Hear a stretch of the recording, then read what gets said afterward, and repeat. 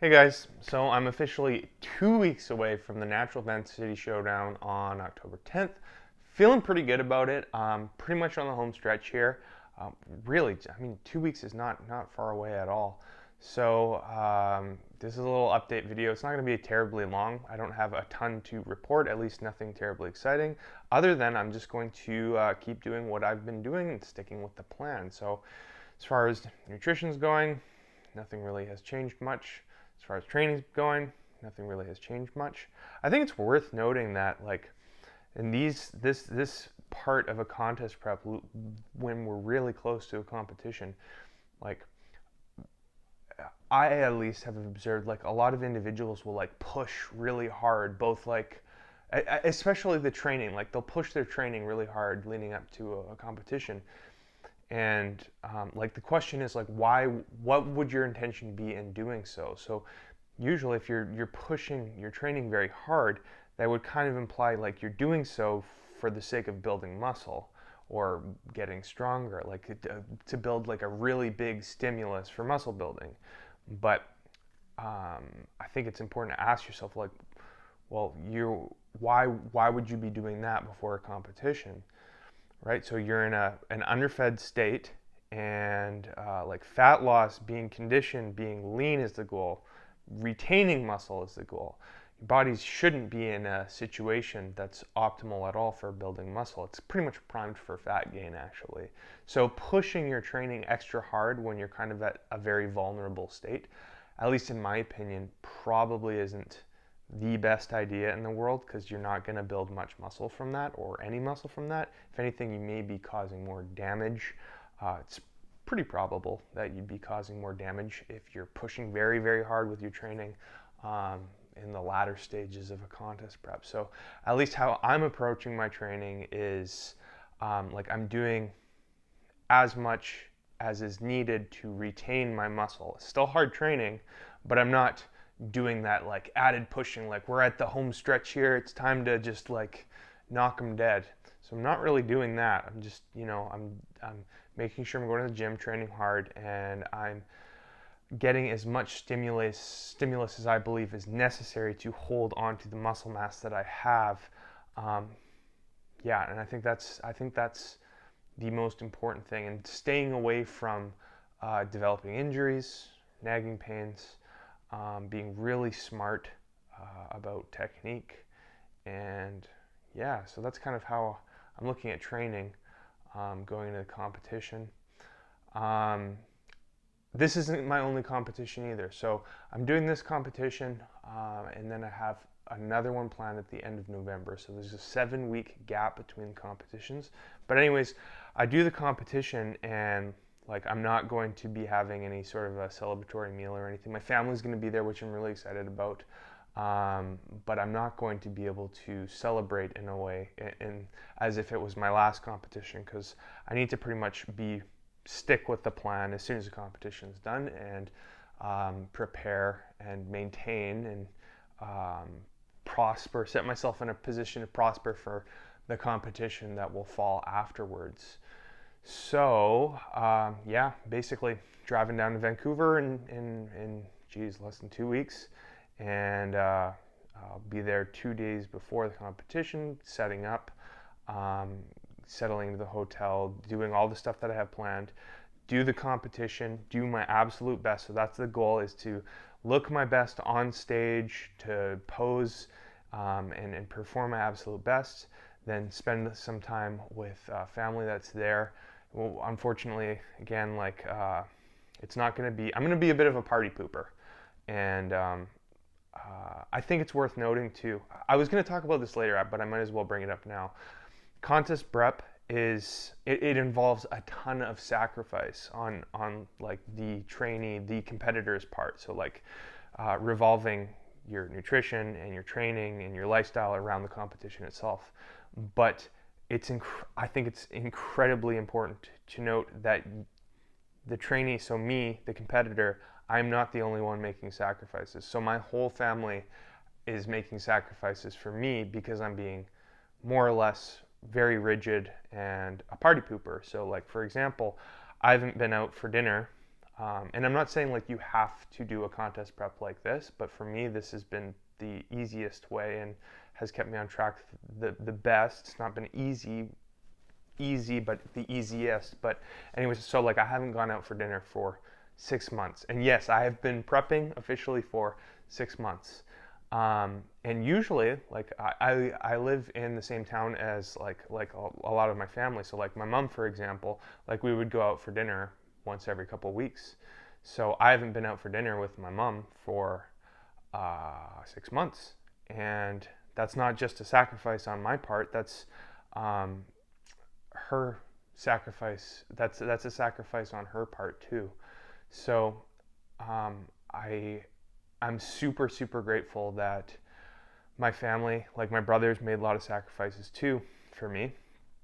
But I'm very grateful to have family that support and have made sacrifices for me, being so rigid and a party pooper. Because I mean, at the end of the day, it's a bit of a selfish sport, and having people around you that support you is really nice. And I think it's important for like a competitor, especially me, to acknowledge that I am not the only one making sacrifices. My family's making sacrifices too. Friends make sacrifices too, so that I can do what I want to do.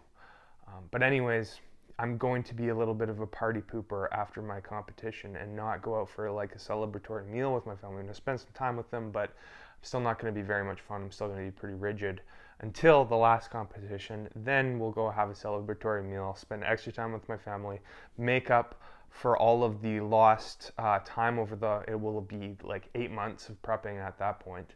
But yeah, it'll be good. But anyways, I think it's important to note that like the competitor, so me, in that case me, I'm not the only one making the sacrifices. My family and friends are making sacrifices too, and I'm super grateful to have people like that around me that are willing to support me in that way. And I hope that I can make it up to them when all of this is said and done. But anyways, yeah, I am 2 weeks out, very close now. I'm excited. Peak week is next week. So peak week, I'll talk about that in next week's video in more detail. But basically the idea is in that short period of time, you manipulate certain elements, specifically like your carbohydrate intake, to store more glycogen at some point in the week, which makes you bigger. It doesn't just make you look bigger, you actually, your muscles will become bigger from holding more glycogen. So I'll talk a little bit more about that next week, but that's what next week is. That's peak week, which is very exciting, and I've got it all planned out, and I think it's going to work well.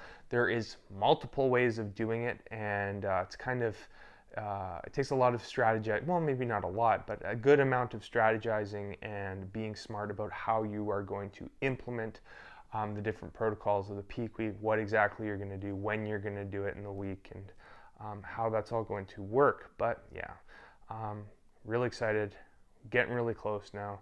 Here are my progress photos before I forget, so pop those up. Yeah, I mean, I don't know if there's a ton to say about it. I think I'm in a good spot. I think that I can always get leaner still. I could get leaner.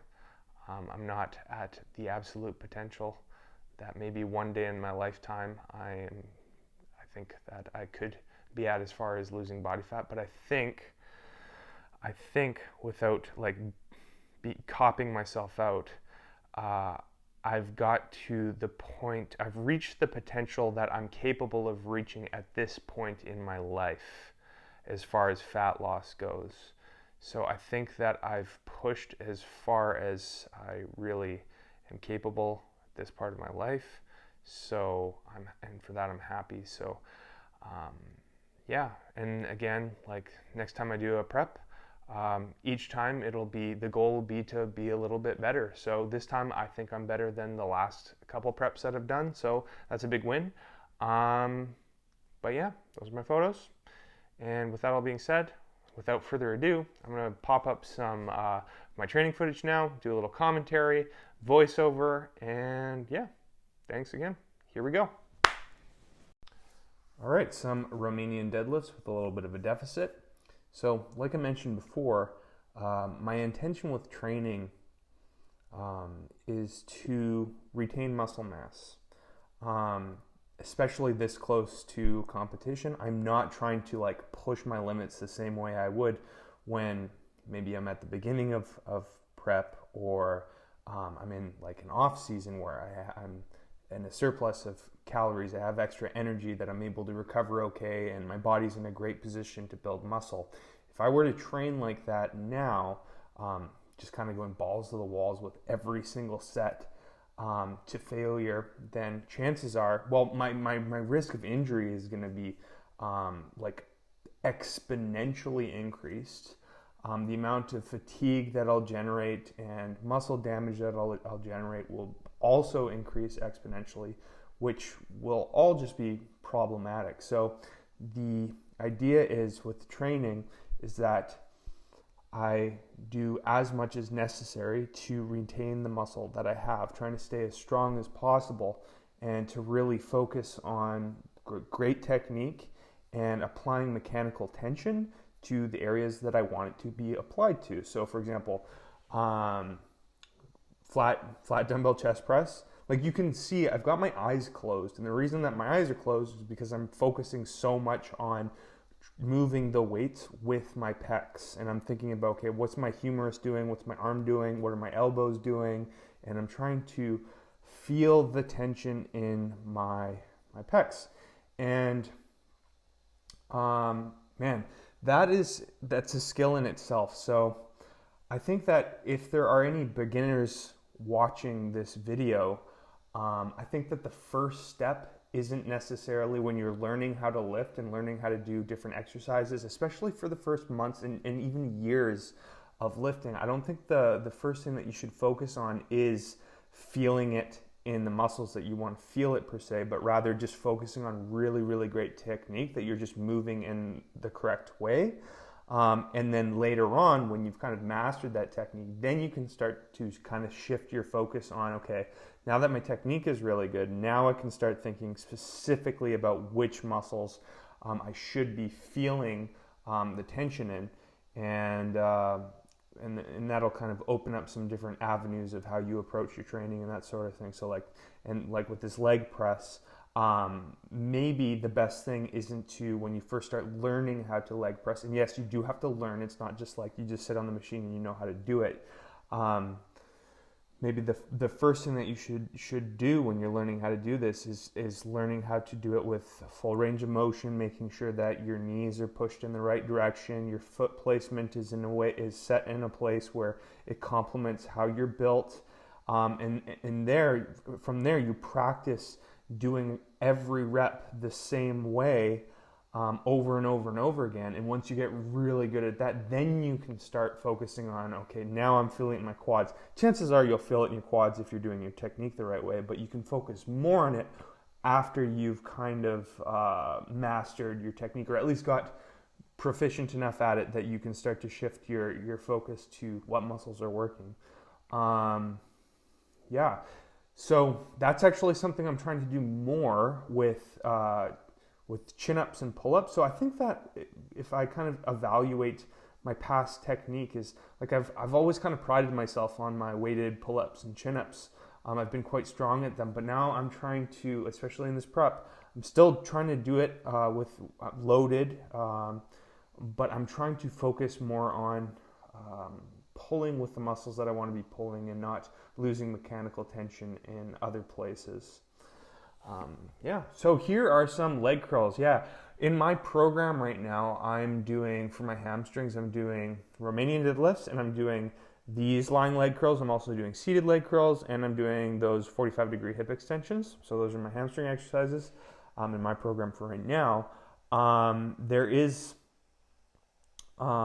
It's a good idea to include both hip hinging movements or a hip hinging movement and at least one knee flexion movement, so like a leg curl movement like this, in one program. That way you're kind of maximally stimulating the hamstring. So the hamstrings are responsible both for knee flexion and hip extension. So if you want to train them maximally, you might as well include at least one movement that utilizes those two functions, so hip extension or knee flexion. Here are some pectic flies. So you can see I have my hands internally rotated, like with they're facing each other. You could argue that by doing that, that's the best way to set your pecs in a position where, especially when you're at the top part of the movement, that they can contract maximally, versus if they were if you were externally rotating your shoulders, which is how I'd say most people do pectic flies, like with your palms facing each other. You could build your muscles either way, but the argument would be maybe it's more efficient sometimes, or maybe always, to internally rotate if it's okay for your shoulders, so that you are setting your pecs in a position where they can contract, they can shorten as much as possible in the top position. I like to do these actually a little bit more with cables and turn them into a real Bayesian fly. I like the little bit of extra freedom that you have with cables to kind of let your shoulders do what they want to do. But right now I'm doing it on pectic flies, just doing the trick. Yeah. And what do we have next here? Yeah, so these rows, again, I'm closing my eyes a lot of the time, and I'm focusing on the muscles that I'm trying to distribute mechanical tension to. So a lot of the inner upper back muscles, my trapdoors, rhomboids, that's what I'm feeling, especially when those muscles are stretched out in that position there. I'm also working on my facial expression, so you can see there that I'm also building a strong face by squinching my eyes and my face together as hard as I can. That's one of the secrets. But yeah, that's basically where my head's at. Anyways, this is actually going to be the end of the video. I don't have a concluding part after this, so thanks for tuning in. Like it if you like it, subscribe if you like it, and I'll see you in the next one.